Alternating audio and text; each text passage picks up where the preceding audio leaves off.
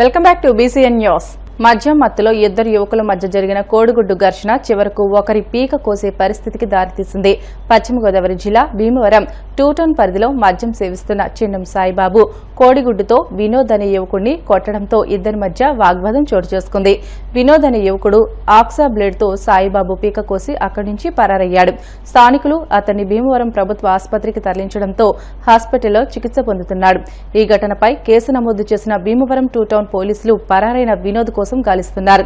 అయితే భీమవరంలో 15 రోజుల వ్యవధిలో పీక కోసే ఘటన రెండోది కావడంతో స్థానికులు భయభ్రాంతులకు గురవుతున్నారు. ఇటువంటి ఘటనలపై పోలీసులు కఠిన చర్యలు తీసుకోవాలని ప్రజలు కోరుతున్నారు. వంగవీటి మోహనరంగ 78వ జయంతి సందర్భంగా పశ్చిమ గోదావరి జిల్లా నర్సాపురం పట్టణంలోని కోటిపల్లివారి సెంటర్లో జయంతి వేడుకలు ఘనంగా నిర్వహించారు. ఈ కార్యక్రమానికి ముఖ్య అతిథులుగా కాపు కార్పొరేషన్ చైర్మన్ కొత్తపల్లి సుబ్బారాయుడు, మాజీ ఎమ్మెల్యే బండారు మాధవనాయుడు పాల్గొన్నారు. రంగా విగ్రహానికి పూలమాల వేసిన అనంతరం కేక్ కట్ చేశారు. ఈ సందర్భంగా వారు మాట్లాడుతూ రంగా చనిపోయి సుమారు 30 సంవత్సరాలు దాటినా ఈనాటికి ప్రజల మనసులో ఆయన చిరస్థాయిగా నిలిచిపోయారని అన్నారు. 78 జయంతి పురస్కరించుకుని మన ఆంధ్ర రాష్ట్ర వ్యాప్తంగా, తెలంగాణ రాష్ట్ర వ్యాప్తంగా, భారతంలో కూడా కొన్ని ప్రాంతాల్లో ఆయన పుట్టినరోజు వేడుకలు ఎంతో ఘనంగా నిర్వహించబడుతున్నాయి. ఆయన జీవితం అంతా కూడా సమాజానికి అంకితం చేశారని సందర్భంగా నేను తెలియపరుస్తున్నా. ఎందుకంటే ఆయన జైల్లో ఉండి ప్రజాప్రతినిధిగా ఎన్నిక అవ్వటం జరిగింది. తర్వాత శాసనసభ్యుడిగా కూడా చాలా అతి తక్కువ సమయం శాసనసభ్యుడిగా ఆయన పదవి చేయడం జరిగింది. రంగా గారు చనిపోయి అప్పుడే 30 సంవత్సరాలు పైబడినప్పటికీ కూడా ఈనాటికి కూడా రంగా గారిని ఎవరు కూడా మర్చిపోవట్లేదంటే ఆయన చిన్న జీవితంలో ఆయన చేసినటువంటి ప్రజా ఉద్యమాలు, ప్రజా కార్యక్రమాలు, ఈ సమాజంలోని బడుగు బలహీన అట్టడుగున ప్రజలకి ఆయన చేసినటువంటి సహాయ సహకారాలే ఇందుకు నిదర్శనం సందర్భంగా తెలియపడుతున్నా. పెద్ద పెద్ద ఉన్నటువంటి పదవులు చేసినటువంటి వ్యక్తుల్ని చనిపోతే ఆ మనసు అవసరమే మర్చిపోతున్నారు. కానీ రంగా గారిని ఇంకా కూడా ఎవరు మర్చిపోవట్లేదంటే రంగా గారి యొక్క పవర్ ఏంటో పట్టేంటో మనం అందరూ కూడా ఆలోచన చేయాలని సందర్భంగా నేను మీ అందరినీ కూడా కోరుతున్నా. మన రంగా గారు ఆయన పరమపదించి ఇప్పటికి దాదాపు 35 సంవత్సరాలు అయింది. ఆయన కేవలం ఒక రాజకీయ నాయకుడు మాత్రమే, ఒక్కసారి శాసనసభ్యుడిగా ఎన్నికైనటువంటి వ్యక్తి. అది కూడా పూర్తి టర్మ్ కూడా చేయలేదు. అయినప్పటికీ ఇప్పుడు చనిపోయి 37 సంవత్సరాలు అయినా కూడా యావత్ వేళ తెలుగు రాష్ట్రాల్లో అన్నింటిలోనూ కూడా ప్రతి చోట కూడా ఎంతో ఘనంగా ఆయన యొక్క జయంతి అవనండి, ఆయన వర్ధంతి అవనండి జరుపుకుంటూ ఉన్నారంటే మనకు మన నర్సాపురానికి అదృష్టం ఏంటంటే ఇక్కడే మనకి కేకుడిగా బాబ్జీ గారు ఉండటం అనేది కూడా మనందరికీ కూడా ఓ రకమైన గర్వకారణం. వేళ ఆయన యొక్క అబ్బాయి రంగా గారి అబ్బాయి అయినటువంటి రాధా గారు మన యొక్క ఊరు అల్లుడుగా ఉండటం అనేది మనందరికీ కూడా గర్వకారణం. ఖచ్చితంగా ఒక కన్నుల పండుగగా ఈ యొక్క కార్యక్రమాన్ని అందరూ కూడా జరుపుకుంటున్నారు. ముఖ్యమంత్రి చంద్రబాబు అందిస్తున్న సంక్షేమం, అభివృద్ది పథకాలతో రాష్ట్ర ప్రజలు సంతోషంగా ఉన్నారని రాజ్యసభ సభ్యుడు సానా సతీష్ బాబు పేర్కొన్నారు. కాకినాడ సిటీ నియోజకవర్గంలోని 44వ డివిజన్ శారదాదేవి గుడి ప్రాంతంలో ఎమ్మెల్యే వనమాడి కొండబాబుతో కలిసి సుపరిపాలనలో తొలి అడుగు కార్యక్రమంలో ఆయన పాల్గొన్నారు.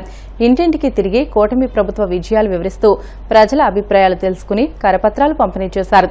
ఈ కార్యక్రమంలో ఎమ్మెల్సీ పేరాబత్తుల రాజశేఖర్, టీడీపీ నాయకులు, కార్యకర్తలు పాల్గొన్నారు. సుపరిపాలన తొలి అడుగు కింద సంవత్సరం పూర్తయిన సందర్భంగా ఈ గవర్నమెంట్ వచ్చి నారా చంద్రబాబు నాయుడు గారు అందరినీ ఇంటికి వెళ్ళి వారి సమస్యలు తెలుసుకుని వారి సంవత్సరంలో మనం ఏమేమి చేసాం, సంవత్సరంలో ఏ పథకాలు మనకు వాళ్ళకి అందినాయి, ఏ పథకాలు అందలేదు, వాళ్ళ యొక్క అభిప్రాయాలు తెలుసుకోమన్నారు. దీని నిమిత్తం మేము కాకినాడ పట్టణ నియోజకవర్గంలో 44వ వార్డులో ఈవేళ వచ్చి ఇంటింటికి తిరుగుతున్నాం. ఇక్కడ ఉన్న కార్యక్రమాలన్నీ కూడా గౌరవ శాసనసభ్యులు వనమాడి వెంకటేశ్వరరావు గారు, ఎమ్మెల్సీ రాజశేఖర్ గారితో కలిసి ఈ కార్యక్రమాలన్నీ చేయడం జరుగుతుంది. ప్రతి ఇంటికి వెళ్ళి ప్రతి ఒక్క సమస్య తెలుసుకోవడం జరుగుతుంది. తెలంగాణ రాష్ట్రంలో కోవర్టులున్నారంటూ కాంగ్రెస్ పార్టీ ఎమ్మెల్యే అనిరుద్ రెడ్డి చేసిన వ్యాఖ్యలు పార్టీ తీవ్రంగా పరిగణిస్తోందని టీపీసీసీ చీఫ్ మహేష్ గౌడ్ అన్నారు. ఈ అంశాన్ని క్రమశిక్షణ కమిటీ పరిశీలిస్తుందని తెలియజేశారు. ప్రతి పార్టీలోనూ కోవర్టులు ఉంటే ఉండవచ్చునని, కానీ మాట్లాడేటప్పుడు ఆధారాలు చూపాలని పేర్కొన్నారు.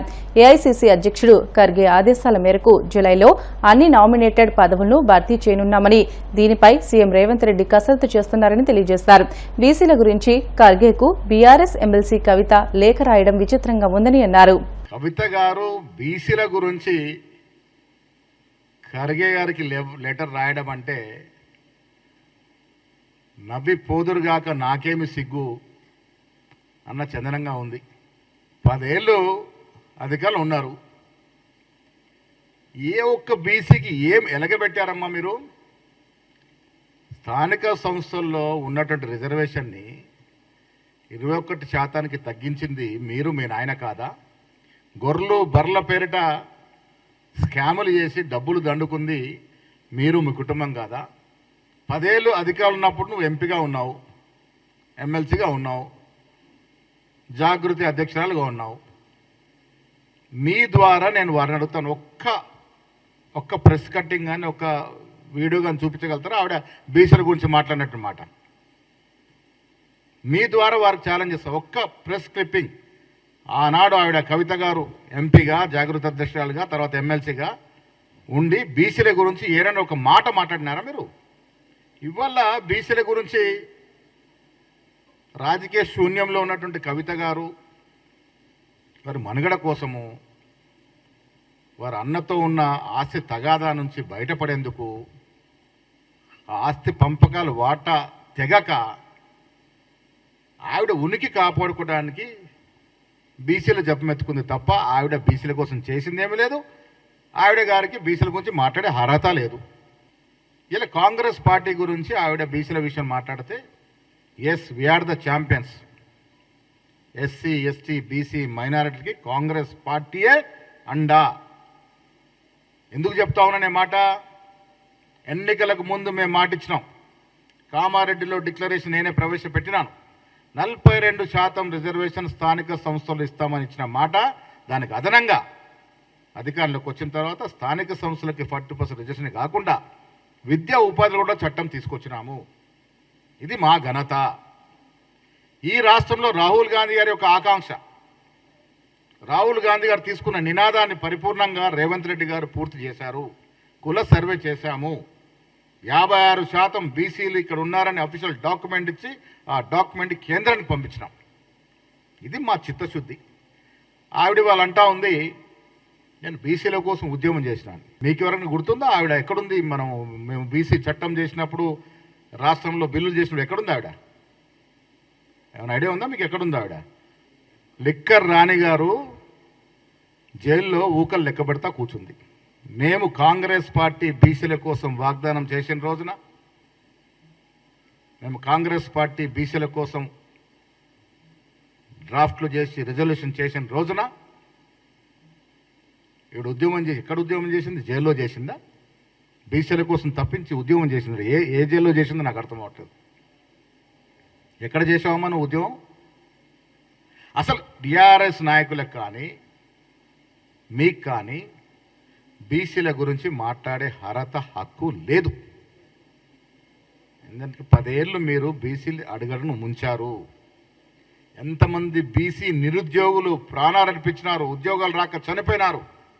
ఆ పాపం, ఆ ఉసురు తెలిగే కదా మీరు అధికారం నుంచి దిగిపోయినారు. ఎన్ని ఉద్యోగాలు ఇచ్చారు మీరు? ఇదే నిరుద్యోగులు అడ్డం పెట్టుకుని ఉద్యోగం చేసి ఇలా నిరుద్యోగులు ప్రాణాలు అర్పించి వారి కుటుంబాలు రోడ్డున పెడితే 10 ఏళ్ళు అధికారంలో ఉండి 50,000 ఉద్యోగాలు ఇలాంటి పరిస్థితి మీకు. మీరు ఉద్యోగాలు ఇస్తే ఎంతమంది బీసీలకి న్యాయం జరిగేది? అది ఇవ్వరు.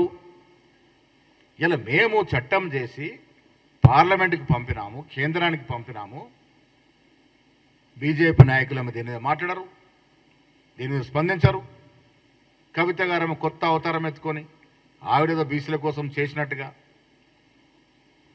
ఉద్యమాలు చేసిందట. ఎక్కడ చేసిందో నాకు అర్థమవుతలేదు. అంటే ఒక మహిళ ఉండి మొత్తం రాష్ట్రంలో 2014 నుంచి 2018 వరకు క్యాబినెట్లో ఒక మహిళ లేకుంటే ఆనాడు మాట్లాడే చాతకాని నువ్వు ఒక సాటి మహిళల గురించి ఎప్పుడైనా గలమెత్తినవా?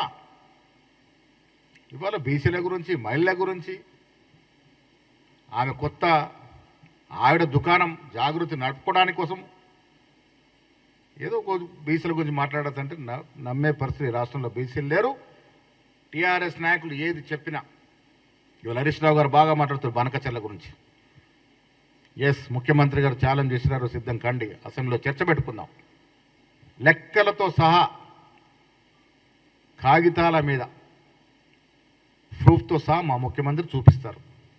మీకు దమ్ము ధైర్యం లేక ఆనాడు కేసీఆర్ హరీష్ రావు కాదా మన వాటాని హక్కున పెట్టి కారరాసింది. 2099కి సంతకం పెట్టింది మీరు కాదా? వార్తలు ముగించే ముందు ముఖ్యాంశాలు మరొకసారి. పాలకొల్లులో సుపరిపాలనలో తొలి అడుగు కార్యక్రమంలో పాల్గొన్న మంత్రి నిమ్మల సూపర్ 6 హామీలని అమలు చేస్తూ మంచి ప్రభుత్వంగా పేరు తెచ్చుకున్నామని వెల్లడి.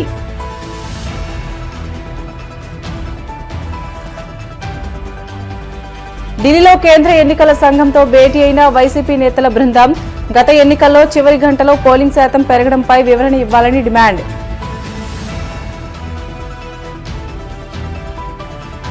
జిల్లా విజన్ యాక్షన్ ప్లాన్ లో నిర్దేశించిన లక్ష్యాలను సాధించేందుకు కృషి చేయాలి.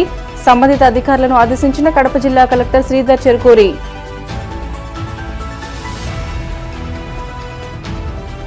వాడపల్లి వెంకన్న ఆలయంలో ప్రత్యేక పూజలు, మంగళ వాయిద్యాల నడుమ శ్రీ స్వామి అమ్మవార్లకు మేల్కొల్పు సేవ, ఐశ్వర్యలక్ష్మి హోమం.